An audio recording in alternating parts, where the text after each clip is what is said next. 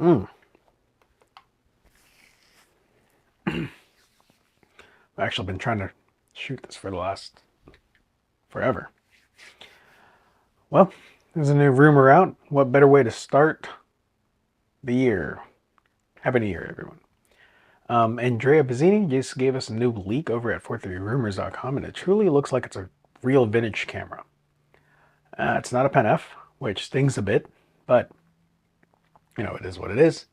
If this is real, and it is really a vintage-looking camera from OM, it seems that from that leak it looks really cool.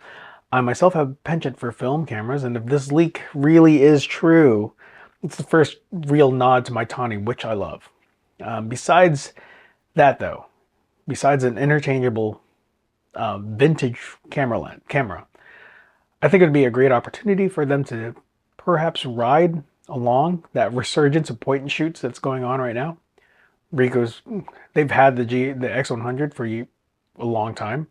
Ricoh, they still sell a fair share of the GRs. Leica recently released the Q3. Q3 has been out for 3 generations at this point, and they released a Q3-43, which is a 43 millimeter version of the Q3. Leica also quietly released an update to their own Micro Four Thirds point and shoot, the Deluxe 8. So I'm assuming Panasonic's going to release the LX100 Mark III sometime this year. Panasonic also released an updated ZX point and shoot recently. I myself am a fond and active user of the CamSnap. This is actually the third version of the CamSnap. I've owned all 3 versions of the CamSnap, and what's cool about it is it's really there's no screen. It really acts. You treat it like it's a disposable point and shoot. The newest version is my favorite one. Obviously, the newest one is better. But that's beside the point. I don't think that's anything worth a lot of you guys are even. I don't think you guys would be even interested in that. I do love it though.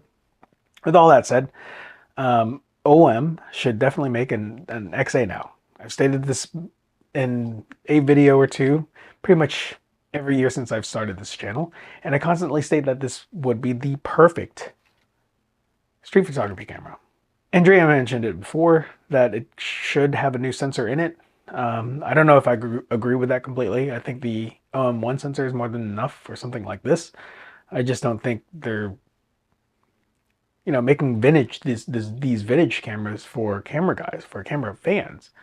I don't know if you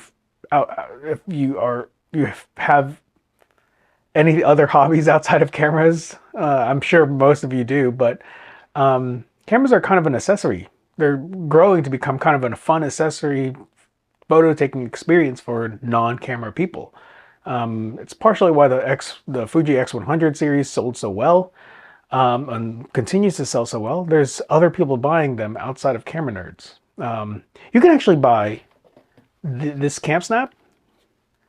You can buy this and Fuji, those mini Polaroids.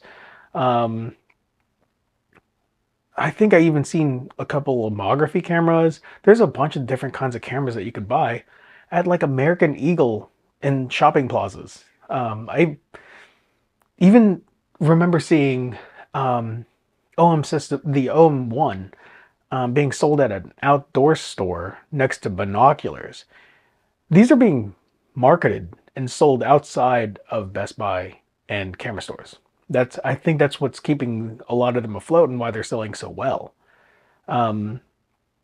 It's non-camera people that's keeping these afloat. And that's good business. You can't just rely on one niche group of people. Outside of the camera part, they also have a new set of fast primes that's on the rumor mill. No word on how fast they'll be. I hope they're not just rebadged Sigma 1.4 primes. I'd rather them be updated Olympus 1.8 primes if it had to just be something that's not original. It'd be cool if they were original. I don't know. They haven't been the best company in giving us what we want and need, but I'm hoping. I'm on their tail. I'm rooting for them, even if I don't actually own. Besides my Olympus, I own no OM systems anything. There's a um, there's also a 50 to 250 f4 rumor. I'm not sure if that's a rumor or if it's slated because that's on the lens map, but that's been on the lens map since the Olympus days. There was also a 50 to 200 f2.8 on that map, but that's been dropped. I It makes sense. I'm assuming reach is more important than speed. What I do wish they would consider remaking, though, is the Olympus 150 f2. I used to dream about that lens. It was a really cool lens for those older 4/3 cameras.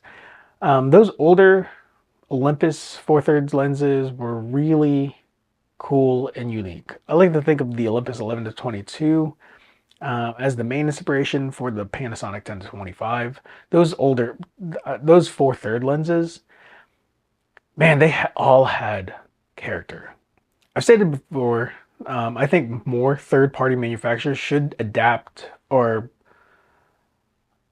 remount their already existing lenses for Micro Four Thirds. Lenses like Sirui, the manufacturers like Sirui, they have the sniper set, and they're all awesome looking. I'd love to have a couple of those for, my Olympus and my GH6. They're only a couple of millimeters longer than the Olympus Pro set, and they're about the same size as generally. I think even the same weight. And this is random, but I'd love to have the Tamron 35 to 150 for my GH, my camera, my GH6 and my Olympus. I think that'd be a fun lens and super useful. For the jobs that I do, that would be something that would be super useful for me. Viltrox also has the 13 millimeter 1.4 recently released. There's dozens of lenses out there that could easily be remounted and used for Micro Four Thirds. But I don't have the data out there. Clearly, manufacturers just don't see the value in doing so. So it is what it is. For me, it's just wishful thinking. Thanks again for hanging out with me and just hearing me talk about cameras. Lots of things have happened over the last couple of years, so it's just a bit hard to sort of maintain the schedule to do this. But sometimes I just have a need to talk about cameras and stuff and share. I don't do this in my personal life very often, so it's just fun to talk about cameras, man. I always look forward to everyone else's thoughts, especially in the comment section. The interaction is always the fun part. And actually, part of it was just me wanting to say Happy New Year to all of you. I hope all of you are doing amazing. Thanks again for hanging out with me.